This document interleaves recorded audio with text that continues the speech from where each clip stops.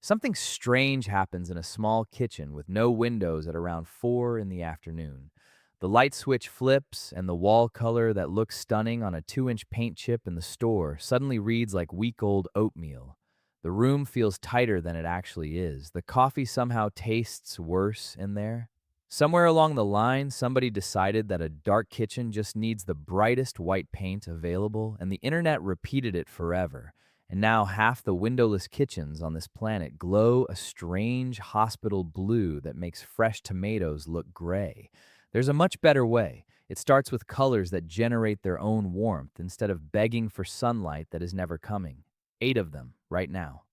The myth goes like this: white paint makes a small room feel bigger, except white is not a color so much as a mirror, and a mirror with nothing to reflect is just a blank stare. White needs daylight to do its job. Take the daylight away, and it turns flat, chalky, and weirdly gray around the corners. Before electricity, nobody made this mistake. Old European kitchens leaned into deep ochres, warm clays, and soft lime-washed plaster because those pigments looked alive by candle and lamp. The glow came from the walls, not the sky. That instinct is exactly what a windowless kitchen needs back. Starting with the white that actually works, because not every white deserves the blame. This one carries a soft, creamy undertone, the color of a good beeswax candle, and it stays warm when the bulbs come on at night.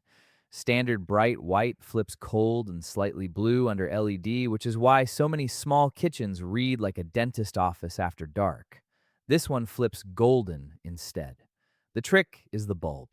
Anything around 2,700 Kelvin keeps it buttery and forgiving.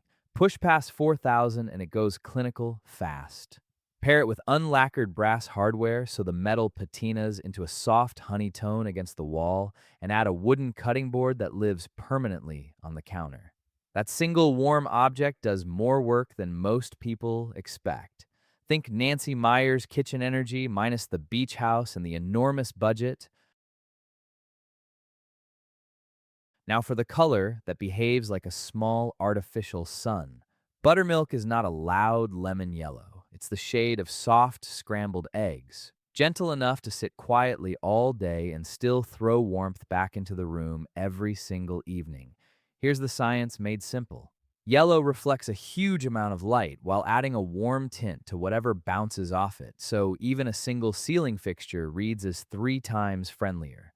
Skin tones look healthy, food photographs beautifully, which matters more than anyone admits. This color loves texture, so a lime wash finish keeps it from going flat and plasticky.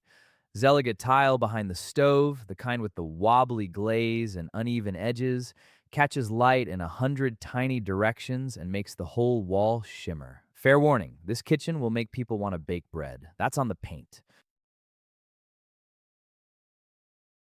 Nobody expects pink in a kitchen, and that reaction alone is worth the price of the tin. This is a dusty, muted, barely there blush that sits somewhere between raw plaster and a good peach.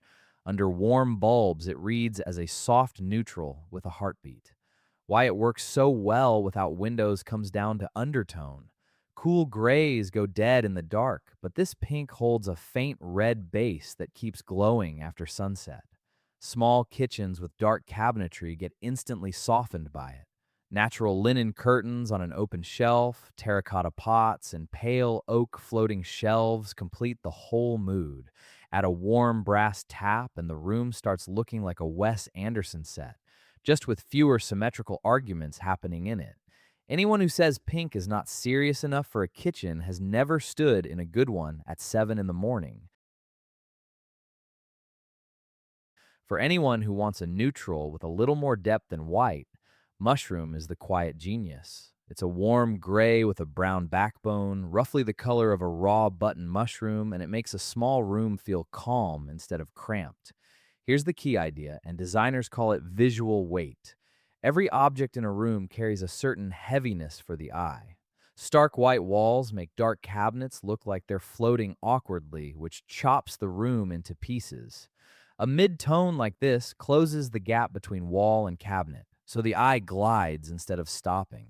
Fewer visual borders means a bigger feeling room. Soapstone counters, matte black taps, and a woven rush stool keep it grounded and tactile. Under warm light, it turns slightly toasty. Under cooler light, it stays crisp. That flexibility makes it the most rentable and resellable color on this whole list. Every kitchen deserves one green thought, and this is the friendliest green available. Soft sage carries a heavy dose of gray and yellow, so it never goes minty or juvenile. It reads like dried herbs on a shelf. There's a real reason it feels good in a room with no view. The brain associates soft greens with plant life and safety, which is the foundation of biophilic design, a fancy term for the simple fact that humans relax around nature. When there's no window offering a tree, the wall can offer the feeling instead. Trailing pothos on top of the cabinets amplifies the whole effect and requires almost no light to survive. Aged brass, natural stone, and unfinished oak turn it into something that looks like a farmhouse in the south of France rather than a rental in a basement. Bonus: sage makes almost every existing cabinet color look intentional, including that beige nobody chose.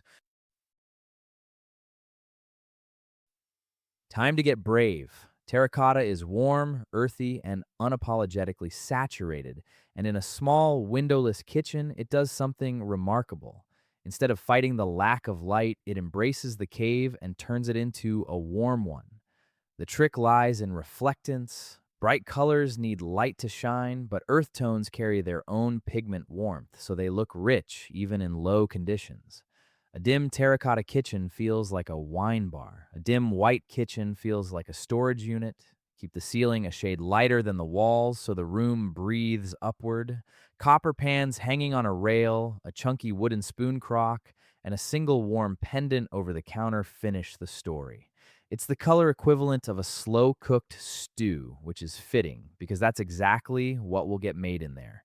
Ina Garten would approve, probably while opening a bottle of something good. Going dark deliberately is the move most people are too nervous to make, and it's the one that changes everything. Deep olive is a moody, dusty green with a brown soul. In a tiny kitchen, it erases the corners entirely, so the walls stop announcing exactly where the room ends. That's the secret nobody explains properly. Small rooms feel small because the eye can measure them. Dark walls blur the boundary lines, and suddenly the space reads as intimate rather than restrictive. Wrap it around everything, walls, trim, and ceiling included, because half-painted dark rooms look unfinished and hesitant. Then bring in the shine, glossy tile, brass fittings, and a warm strip light under the upper cabinets create pools of glow that make the whole thing feel expensive. The overall vibe lands somewhere between a Michelin kitchen and the good scenes in The Bear, where nobody is currently shouting. Finishing with the most cinematic option on the list. Ink blue sits deep enough to feel like midnight, but holds enough green to avoid that cold corporate navy that haunts office lobbies everywhere. Blue has a reputation for feeling chilly, and that reputation is earned by the bright versions. Once a blue goes this deep and this muted, it stops behaving like a cool color and starts behaving like a shadow, which is soft and lovely and surprisingly warm when lit properly. Warm metals are mandatory here. Brass or aged bronze against ink blue is one of the great color partnerships in design, sitting almost exactly opposite each other on the color wheel, which is why the contrast feels electric rather than accidental. Add a pale stone counter, one good linen tea towel, and a warm bulb over the sink. The result looks like a jewel box, and a jewel box has never once needed a window. A kitchen with no windows is not a problem to be corrected. It's a room with a completely different set of rules, and the sooner those rules get accepted, the sooner the space starts feeling incredible. Stop chasing brightness that isn't there. Chase warmth instead. Warm pigment, warm metal, warm bulbs, and textures that catch whatever light exists and hand it back softly. The best rooms in the world were never designed around what they lacked. They were designed around what they already had. So go pick a color that makes the walls glow from the inside and let that little kitchen become the coziest room in the entire home.